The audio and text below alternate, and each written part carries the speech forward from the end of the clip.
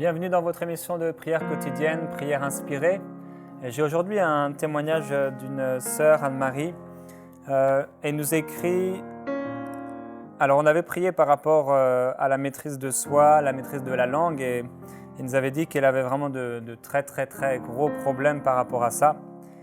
Et elle écrit donc: je vous remercie pour votre émission qui m'encourage, me fortifie dans ma relation avec Dieu. C'est un véritable baume pour mon cœur. Le Seigneur m'a tellement changé. Au bureau, c'est moi qui colportais tout le temps les ragots.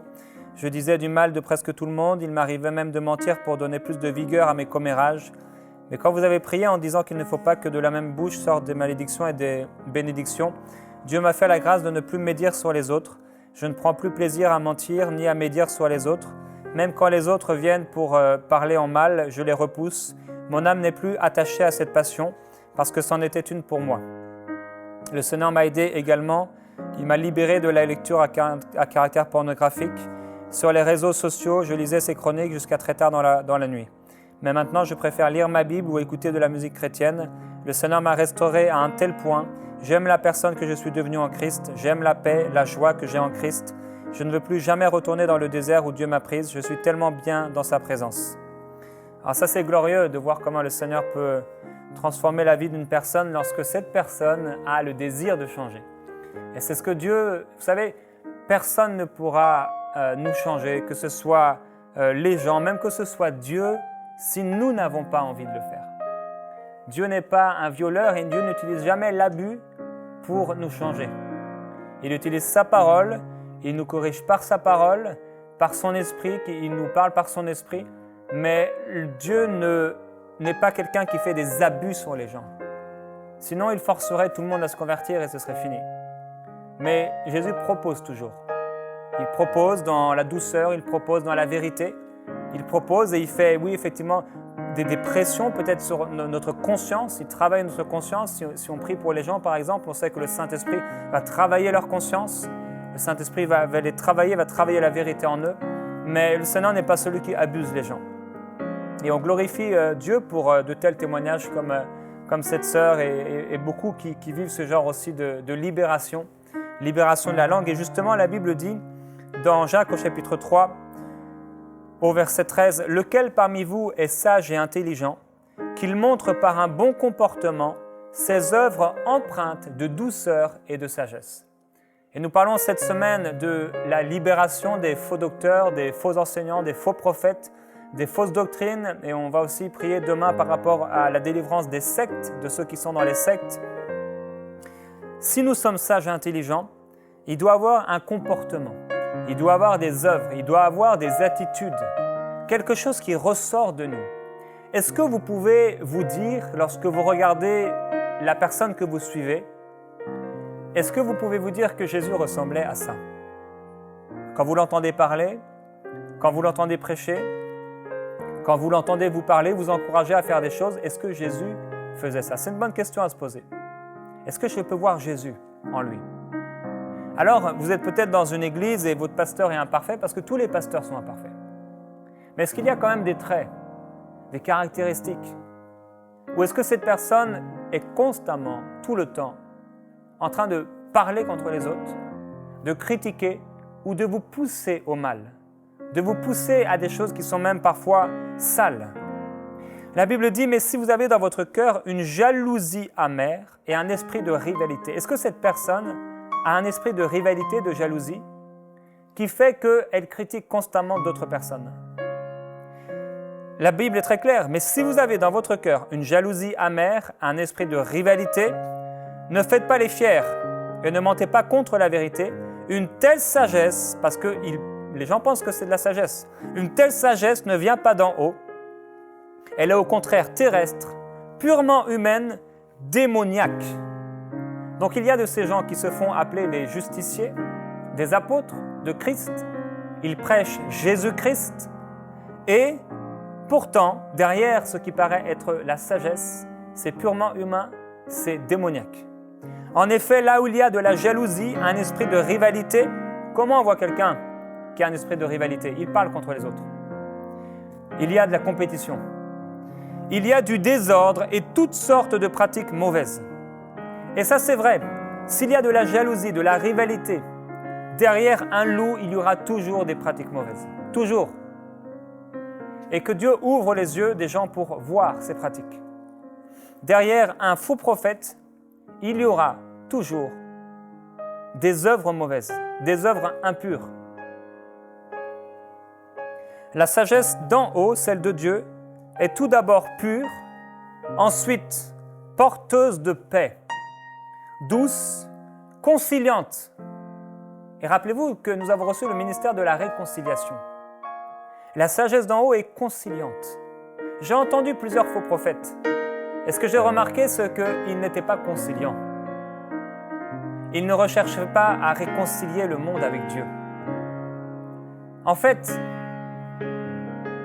c'est tellement clair, tellement limpide, quand on connaît leurs œuvres, quand le Seigneur nous a donné des yeux pour voir, que ce sont des ennemis de Christ, et que ce sont les ennemis du royaume de Dieu, que ce sont des ennemis de l'Église de Dieu. Alors ils disent, oui, mais c'est une fausse Église, c'est l'Église hérétique.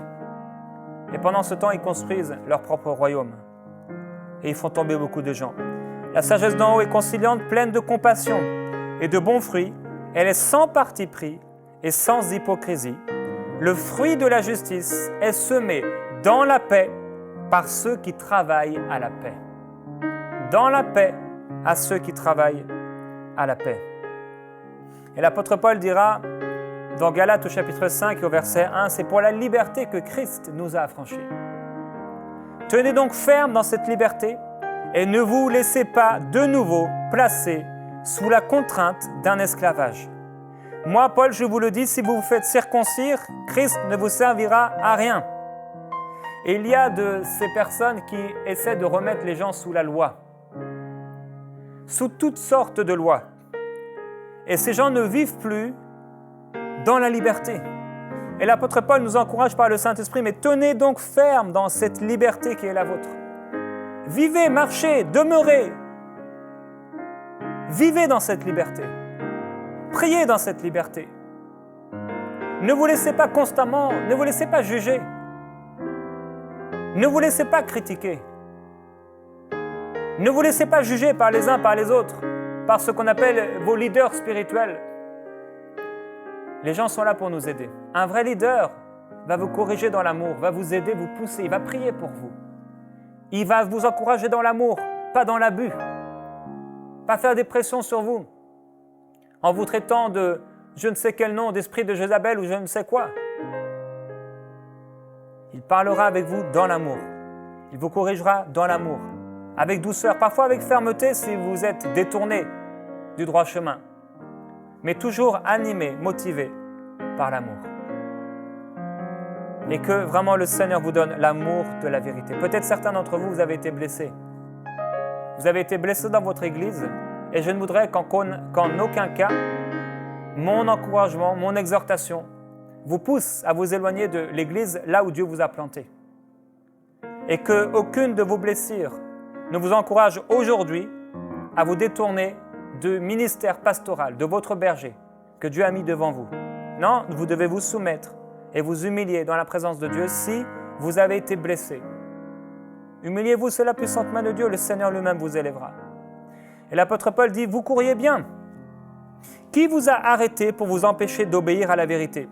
Cette influence ne vient pas de celui qui vous appelle. Un peu de levain fait lever toute la pâte. Et plusieurs personnes ont été voir ce genre d'enseignement, ont été connectées à ce genre de personnes, ces faux prophètes.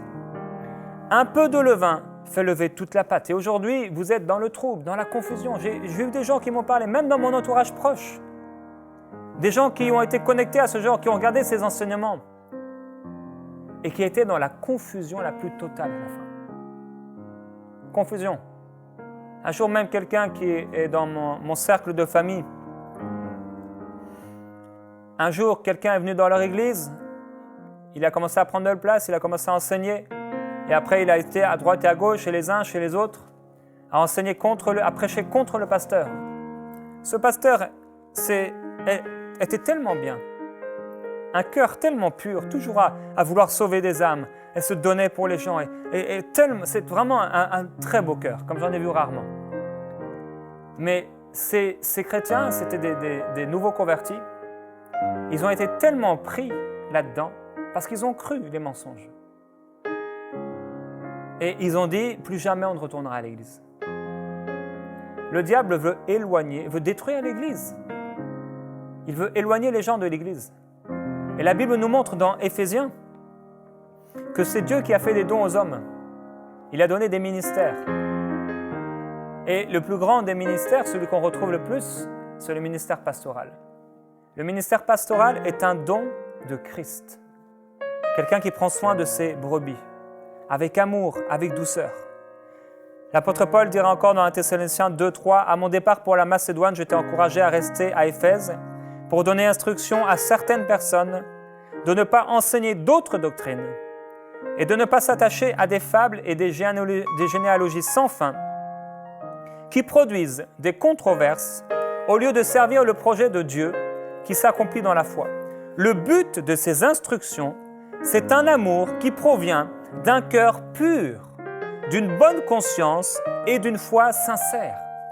Quand on vous prêche la parole de Dieu, ça doit créer un amour qui vient d'un cœur pur.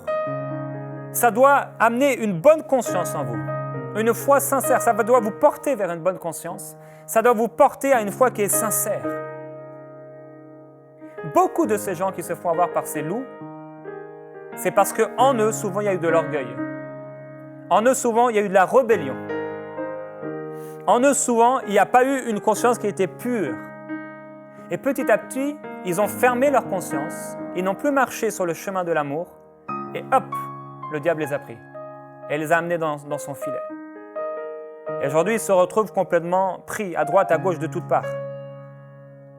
Et l'apôtre Paul dira que la loi, elle est faite non pas pour les justes, mais pour les méchants, pour ceux qui ne connaissent pas le Seigneur. La loi est faite pour ce genre de personnes, pour les rebelles, les impies, les malfaiteurs, les meurtriers. Nous ne sommes plus sous la loi. Nous sommes dans la loi de l'amour. Nous ne sommes plus sous la loi, cette loi qui nous condamnait. Et l'apôtre Paul encourageait encore ne jamais se laisser remettre sous la loi. Ne vous laissez pas remettre et mettre sous des jougs religieux. L'apôtre Paul dit dans Éphésiens 4:3, « Efforcez-vous de conserver l'unité de l'esprit par le lien de la paix.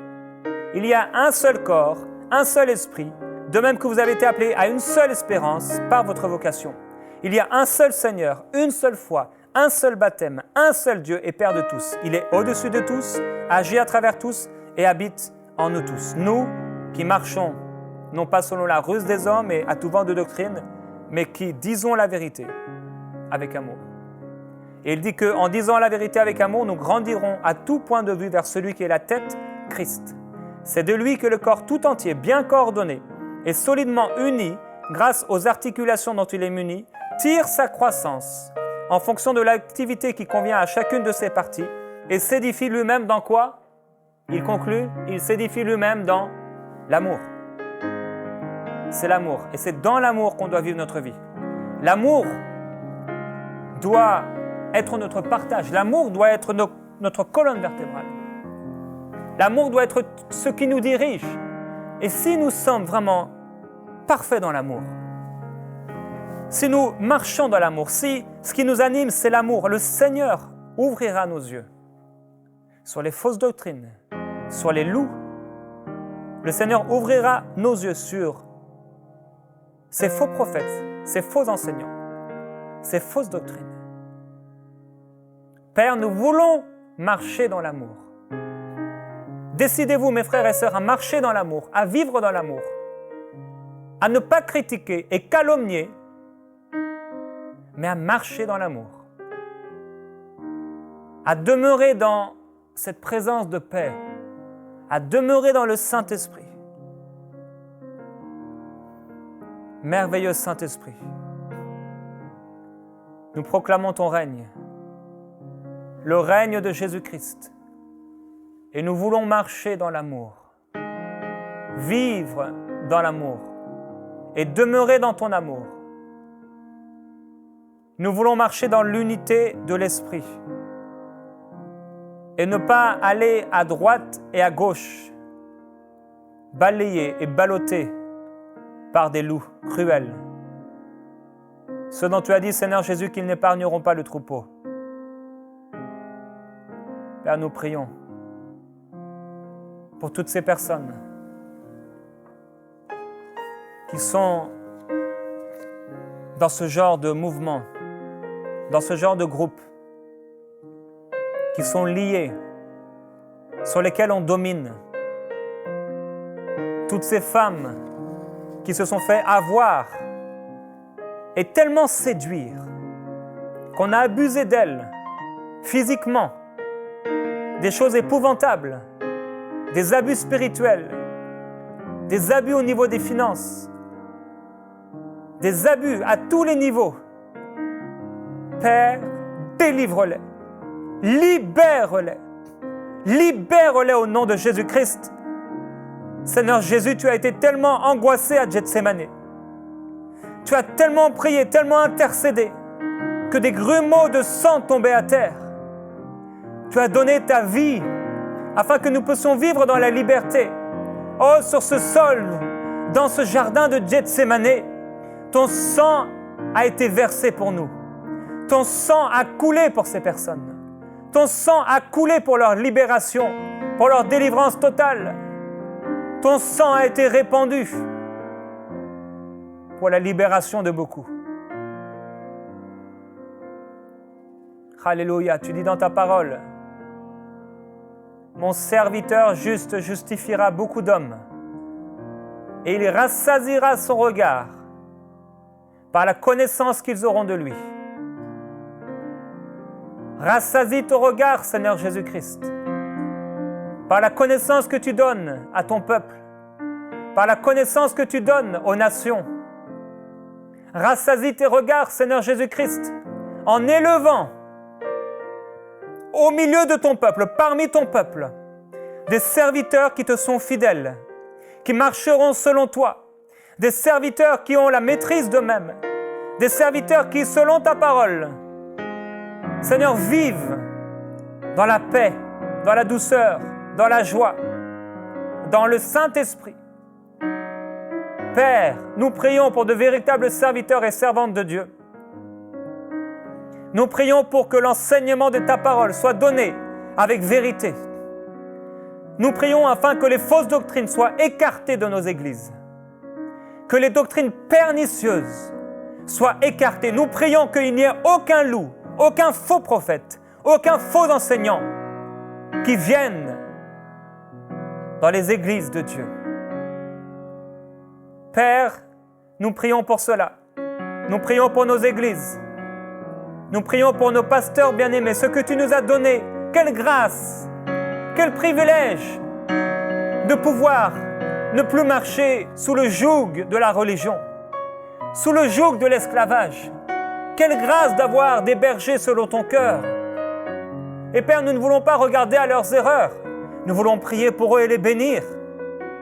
Parce que nous savons que nous aussi marchons parfois dans l'erreur, faisons parfois des erreurs, parlons parfois d'une mauvaise façon.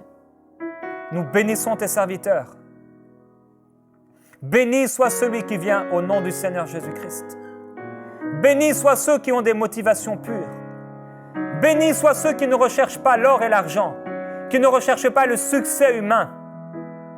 Béni soient ceux qui prêchent Jésus-Christ avec des motifs purs. Que ta bénédiction coule sur eux. Que ta bénédiction coule sur ceux, Seigneur, qui se donnent pour toi. Sur ceux qui prient avec un cœur pur. Sur ceux qui, comme David, ne sont pas là en train de vouloir parler contre leurs ennemis, mais sont en train de rechercher la bénédiction de leurs ennemis. Comme tu as dit, Seigneur Jésus-Christ, ne rendez pas le mal pour le mal, ni injure pour injure. Nous voulons aimer, nous voulons supporter, nous voulons bénir ton peuple.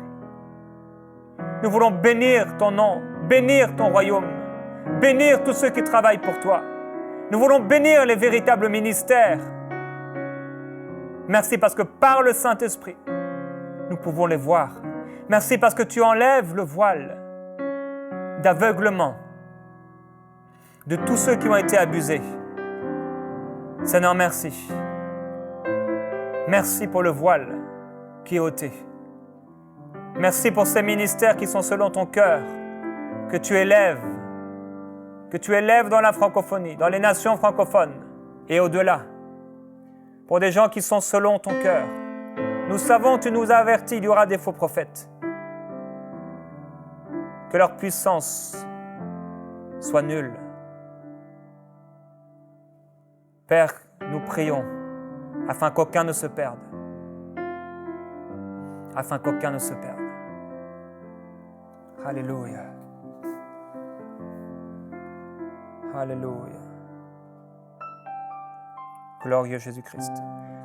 On a un sujet de prière d'une personne qui nous dit qu'elle a commencé à vivre quelque chose de nouveau par rapport à l'amour. Elle vivait dans le rejet, etc. Et elle dit qu'en fait, elle a quelqu'un dans sa famille qui est dans une secte.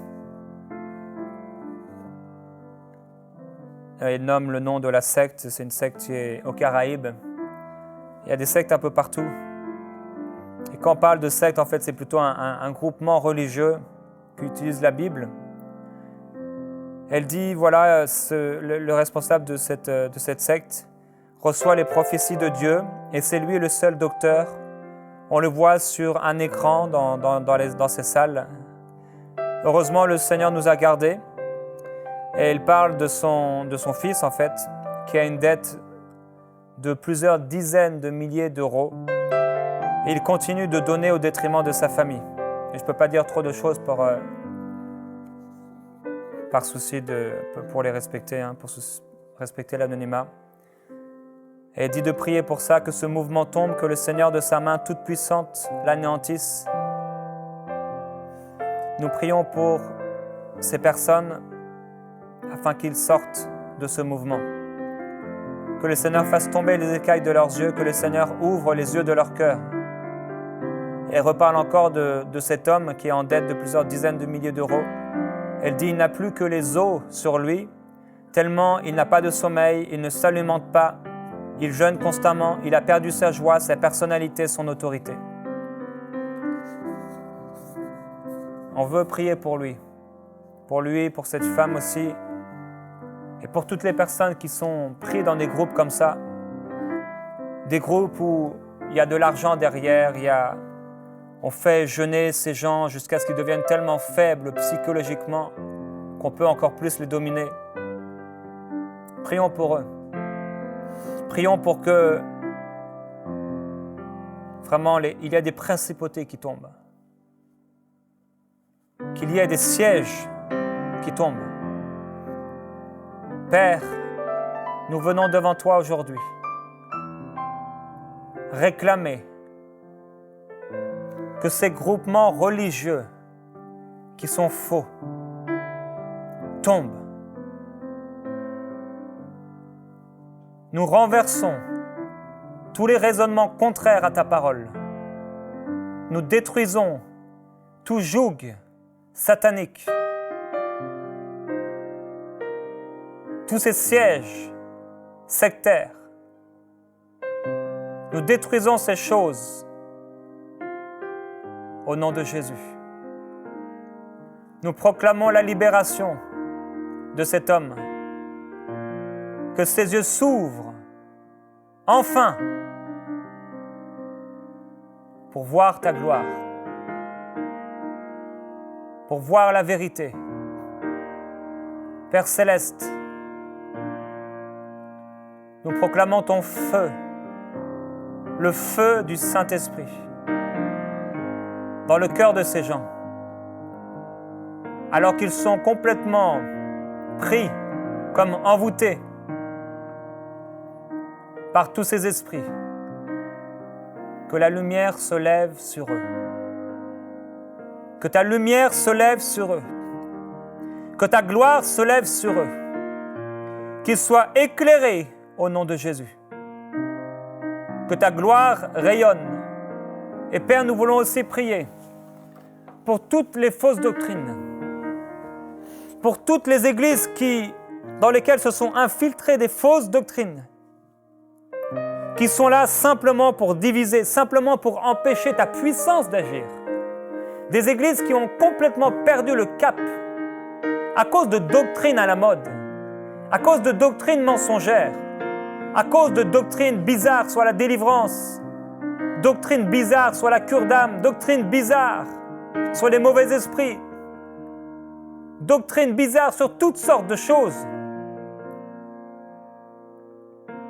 Merveilleux Père, je prie encore, non seulement en tant que ton enfant, non seulement en tant qu'animateur de cette émission, non seulement en tant que pasteur, je prie Père Céleste, en tant qu'un des représentants de MCI TV, des ministères Enseigne-moi, qui est pour beaucoup une source d'inspiration. Je prie que la doctrine de Christ, celle qui est vraie, qui est pure, qui est sainte, soit toujours amenée à travers les médias. Je prie, Père, qu'il y ait des médias sataniques qui tombent, qu'il y ait des hommes et des femmes qui sont en train de servir le diable, Satan, qui viennent à Christ, qui se repentent. Je prie, Père Céleste, pour ces faux prophètes qui actuellement font beaucoup de ravages en Europe, en Occident, en Afrique, même en Asie, qui détruisent des églises, qui détruisent l'œuvre d'hommes et de femmes qui ont livré leur vie pour toi, pour ton royaume. Père, accomplis ta parole, manifeste-toi, touche leur vie, change les cœurs, que les cœurs de pierre se transforment en cœurs de chair, que l'amour de Christ soit le partage de tes enfants et que l'enseignement de ta parole, le véritable enseignement, soit apporté dans la francophonie, soit apporté à travers EMCI TV, soit apporté à travers les ministères Enseigne-moi, soit apporté à travers les églises dans la francophonie, soit apporté par les pasteurs, au nom de Jésus.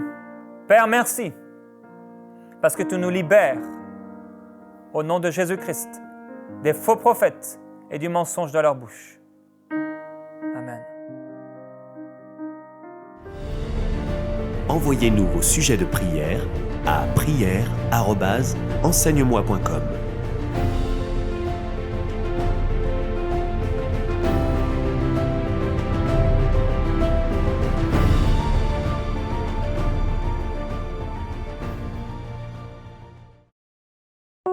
Cette émission est rendue possible grâce au précieux soutien des partenaires d'Enseigne-moi Canal International.